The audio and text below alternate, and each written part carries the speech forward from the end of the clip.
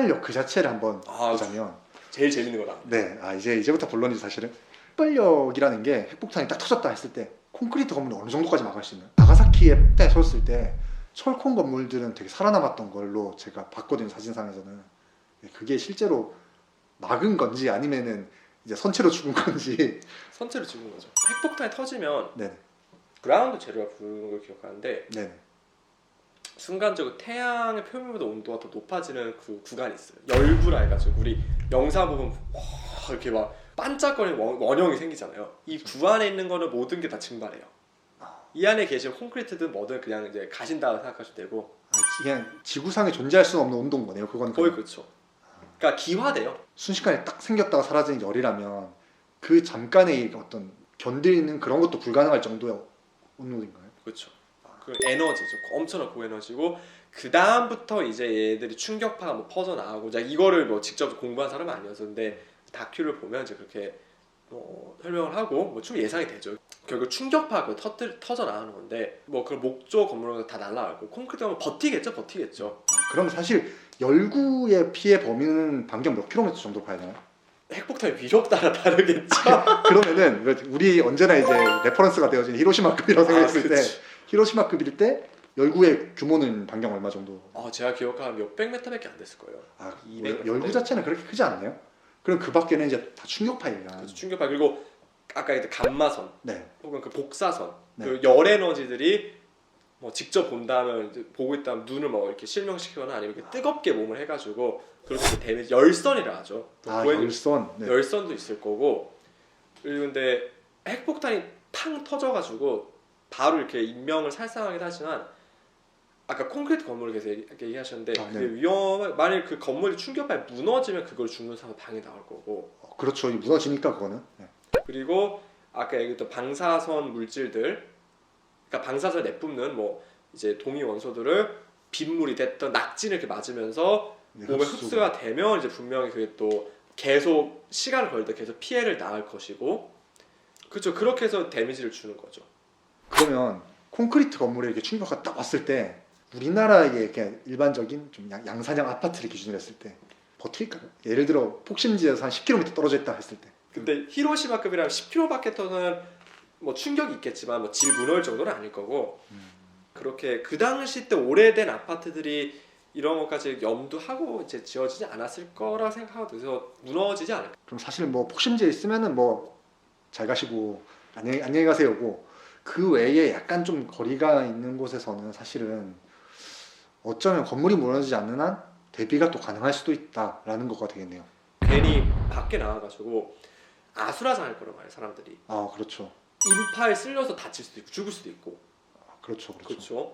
얼마 전에 저희 안타까운 사고가 있었죠. 그렇죠. 그런 것처럼 그런 상황에 내가 직접 건물이 무너지고 그런 상황이 아닌 이상 그 근방은 통제가 안 될 거란 말이에요. 집문 걸어 잠그시고 집안의 가족들 같이 물 뜨고 남은 식량 최대한 이렇게 버티는 게, 혹시 모르는 이제 낙진 그런 위험을 대비하기 위해서 이렇게 창문 틈 같은 거 잘 막고 그런 식으로 버티는 게 제일 안전할 거라고 생각합니다. 괜히 나대지 마라.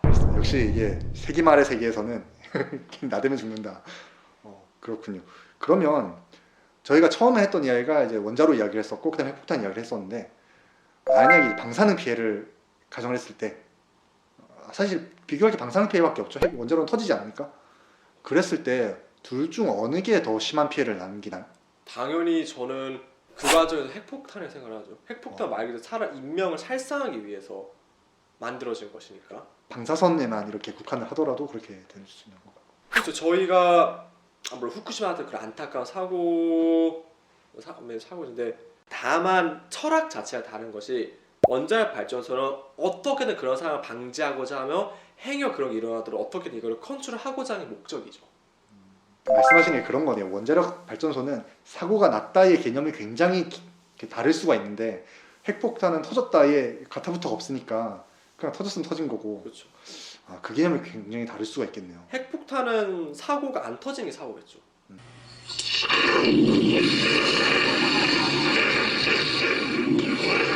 그렇죠. 핵폭탄 이야기 다시 돌아와서 핵폭탄이랑 사람들이 아까 말씀하셨던 짜르본바 이거 같은 경우는 또 이건 수소폭탄이잖아요. 그렇죠. 핵폭탄과 수소폭탄은 원리적으로 어떻게 다르다고 볼 수 있나요? 핵불연 핵융합이에요. 이건 수소폭탄은 핵융합이다. 그러면은 일단 핵에너지긴 하지만 방향성이 완전히 다른 거네요. 어. 정반대네요. 정확하죠. 아까 질량이 사라져서 에너지가 나온다 했잖아요. 네, 무거운 애가 핵분을 하는 데서. 근데 또 신기한 게 가벼운 애들 있죠. 네네. 수소 같은 애들을 쓱가가지고 네. 무거운 애를 만들잖아요. 그러면 이것도 질량이 감소해요. 그럼 또 거기에서 에너지가 나오는 거네요. 맞아요. 그러면 우리가 이제 뉴스를 통해서 많이 아는 사람들이 많이 아는 지식으로는 뭉쳐서 만든 에너지가 훨씬 더 크다라고 할 수 있는 건가요? 연료란 개념에서 그러니까 네. 핵분열을 일으키는 뭐 우라늄 됐든 플루토늄 됐든 그거랑 뭐 핵융합 일으키는 수소, 냉각수 이런 거 본다고 하면 핵융합 조금 더 높을 거예요. 아, 에너지 발생이 더 높네요. 그렇죠. 그래서 우리가 차르분바나 그런 진짜 센 놈들은 수소폭탄이거든요. 그러면 저희가 지금 케이스타나 이런 거 굴리기도 하고 필터라고 하죠.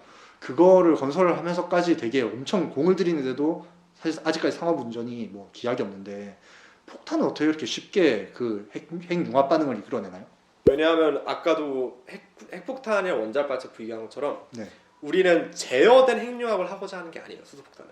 아, 그냥 박살내버리면 되니까. 그렇죠. 우리는 이걸 에너지 뽑을 게 아니에요. 그냥 박살 내버리면 돼요. 근데 그러니까 핵폭탄, 원자력 폭탄은 제어할 수 없는 그런 엄청난 양의 핵분열을 일으키면서 에너지 낸다 했잖아요. 네. 근데 그러면 이 에너지가 방출되니까 이 핵폭탄의 원료를 할까요? 이 핵탄두 이런 애들이 이렇게 좀 흩어지겠죠. 터지겠죠. 그렇죠. 그럼 더 이상 애들이 그 아까 얘기했던 뭐 그런 핵분열 반응을 더 이상 계속 이렇게 이어나갈 수가 없겠죠. 뭐 서로 멀어졌으니까 에너지를 조금 질량을 잃으면서 에너지 내뿜고 빵 터지면 날아가게 되죠. 근데 수소폭탄은 재밌는 게 먼저 핵폭탄을 터뜨려 똑같은 핵폭탄을 터뜨려서 네. 고온고압의 에너지 환경을 만들어줘요. 아, 핵폭탄으로 환경을 만들어 버리는 거네요. 그렇게. 그리고 그 안에 뭐가 들었냐면 이제 삼중수소가 들어있어요. 네. 이 삼중수소랑 이 수소가 핵 융합을 해서 헬륨이 되는 이런 과정이 일어나도록 하거든요. 너무 제가 자세하게 알 수는 없어요. 왜냐하면 이 모든 디테일을 알면 저 잡혀갈 거예요 아마. 저도 딱 웹에 있는 딱 그 정도 수준에 이제 그 디테일을 몰라요. 그걸 알 수가 없어요. 위험한 정보네요. 알면은 큰일 나는 정보. 아유 그렇죠. 원자폭탄보다 훨씬 더 어려운 게 수소폭탄인데.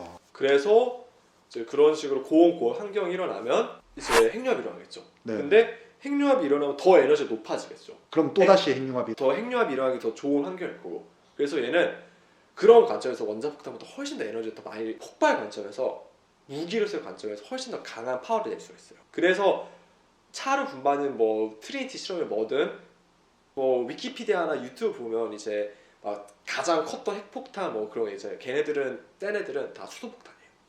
사실 핵폭탄이라고 하지만은 그 작동 원리는 서로 완전 다른 거네요. 그거는. 그렇죠. 그러면은 이제 마지막으로 혹시 내가 이제 핵무기를 가지고 있다. 내가 개인적으로 누구한테 쓰고 싶으세요? 오, 아주 재밌는 질문이네요. 자, 대답은 저는